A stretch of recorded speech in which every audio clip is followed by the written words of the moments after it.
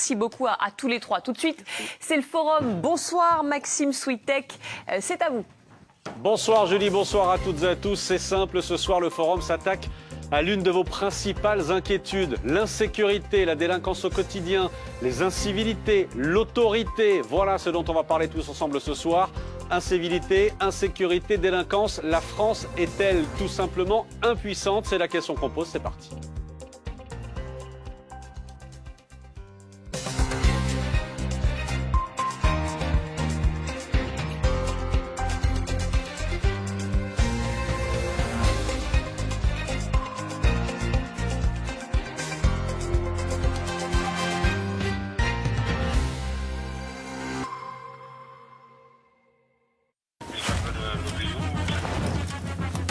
La sécurité, c'est le sujet qui préoccupe le plus les Français.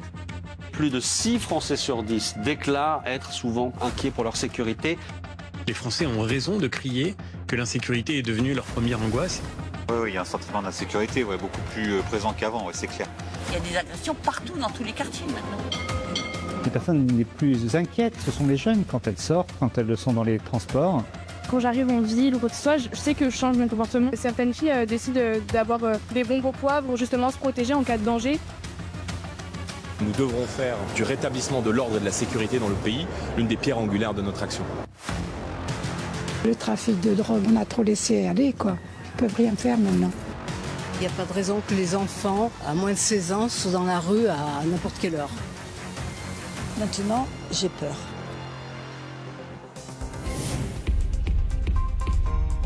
Soyez les bienvenus dans l'arène du forum BFM, c'est toutes les semaines. Vous avez la parole comme chaque jeudi, on est en direct évidemment, en direct avec des Français que je vais vous présenter dans un instant. Regardez, ils viennent de partout en France, carte à l'appui, je vous le prouve.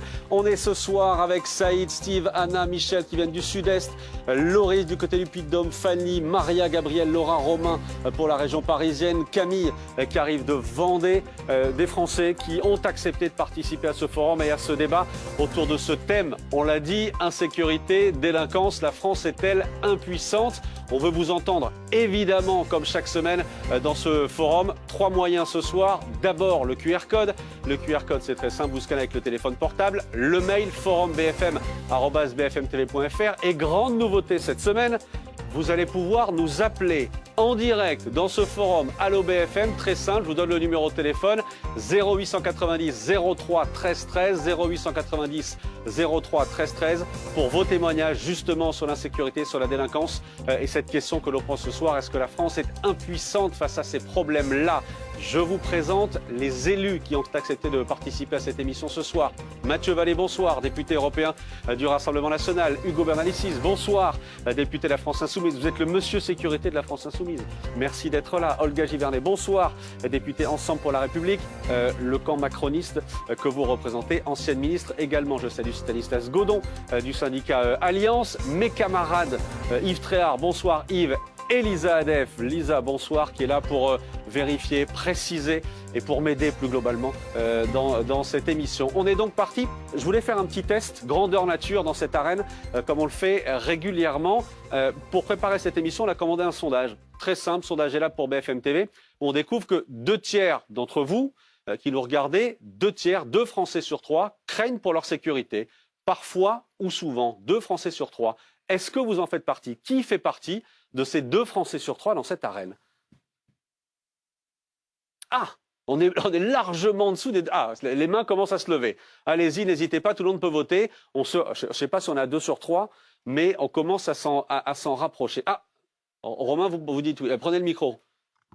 Je vais commencer avec vous. Bonsoir Romain. Bonsoir. Merci d'être là. Je vous présente rapidement. Vous vivez à Paris. Ouais. Vous êtes pacsé. Oui. Vous avez une fille. Oui. Qui avait 14 ans. Pourquoi vous levez la main? Qui a 14 ans. Elle avait 11 ans pour l'histoire qui va nous intéresser dans une seconde. Elle avait 10 ans. Elle avait 10 ans. La veille de ses 11 ans, tout à fait. Déjà, en aparté, je voudrais juste vous remercier de faire ce type d'émission. C'est gentil. Parce qu'il est vrai que pour moi, c'est très très intéressant parce qu'on vient tous d'univers différents. On a des parcours différents également. On a des diplômes certainement différents.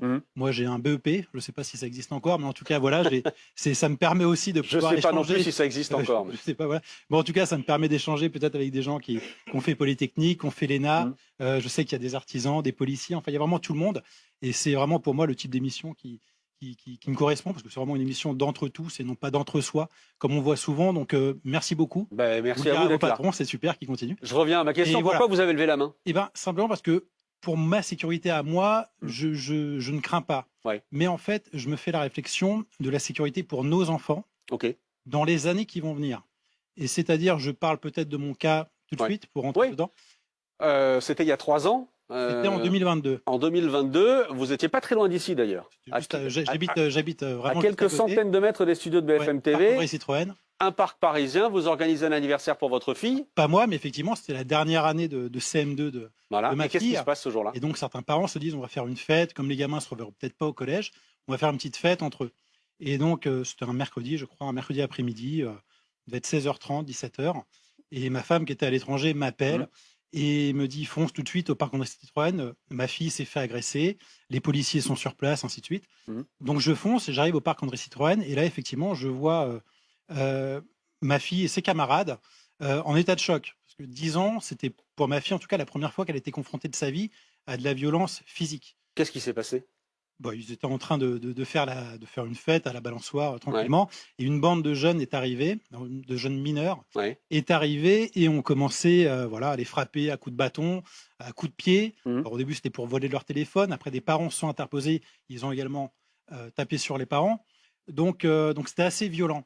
Et les policiers sont arrivés, ils ont arrêté tout le monde. Flagrant délit.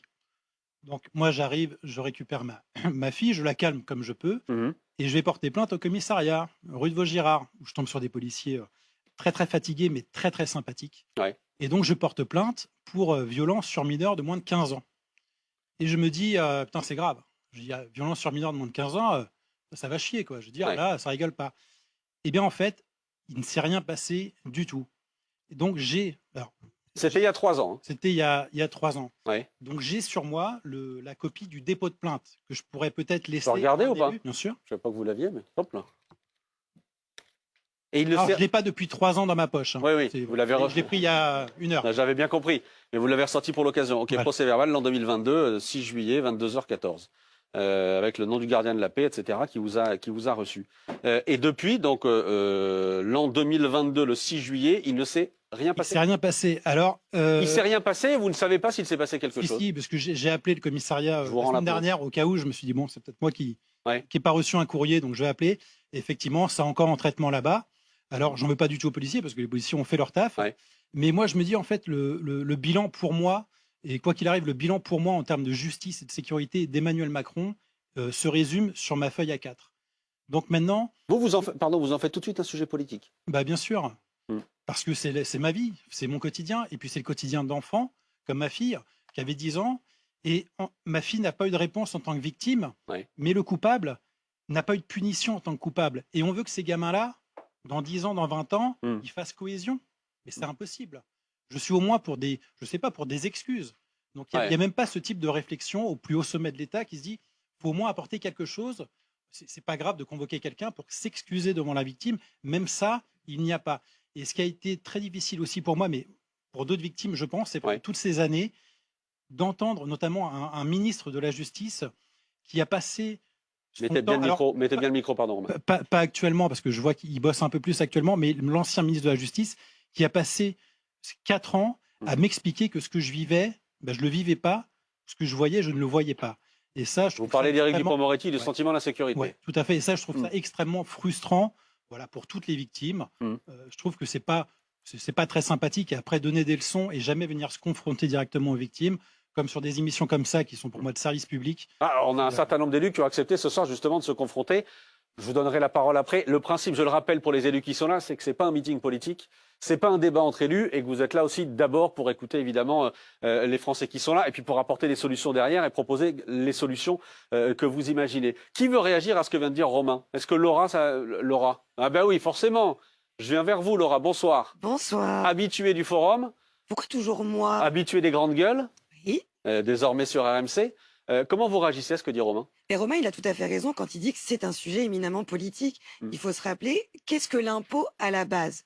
À la base de la base, l'impôt, c'était les paysans, c'était les sujets qui payaient à leur compte, tous les bourgeois qui payaient l'impôt. Et l'impôt, c'était la garantie au sujet d'une sécurité. Donc, la notion principale de l'impôt est faite pour que les représentants de l'État protègent les sujets. Ouais. Et vous dites ça marche plus. Ben, c'est pas moi qui le dis. Hein. Vous regardiez, en 1960, pour 500 000 personnes qui étaient arrêtées pour délits et crimes, il y avait 46 millions d'habitants. D'accord?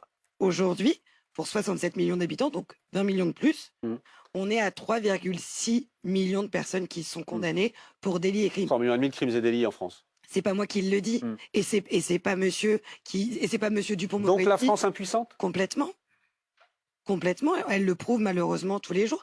Alors, pas la France, la politique, parce que quand on voit tout ce qui a été mis en œuvre par les services de police, je pense notamment, faut regarder que nos services de renseignement, notamment cyber renseignement, ont décuplé leurs équipes et qu'ils ont réussi à arrêter 80 attentats ou tentatives d'attentats.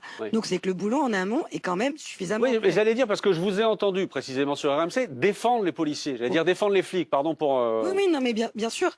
Je vous ai entendu les défendre. Vous dites le problème, il n'est pas là. Le problème, il est au-dessus, ou au-delà. Je veux dire, vous regardez les autres pays de l'OCDE, en moyenne, le nombre d'attentats déjoués ou stoppés à temps, c'est entre 3 et 4. Donc, j'ai pas l'impression que la France soit beaucoup plus criminelle que les autres pays. J'ai pas l'impression que la population change radicalement de la France à la Belgique, à l'Angleterre, à l'Espagne ou à la Pologne. La seule chose qui me vient à l'idée, et alors là c'est juste une supposition, c'est que nos criminels n'ont pas peur. Ils n'ont pas peur. Ils n'ont pas peur d'être arrêtés parce que de toute façon, la plupart vont ressortir ou vont avoir... Enfin, j'avais regardé... Pas trop de chiffres, Laura, pas trop de Non, chiffres. pas trop de chiffres. Bah oui, mais malheureusement, sans les chiffres, on peut dire que ce ne sont que des suppositions. Or, ce n'est pas le cas. Donc malheureusement, les chiffres sont ton ami. Je veux dire, j'avais regardé, je crois que c'est 41% des condamnés à la prison n'y mettent pas un pied.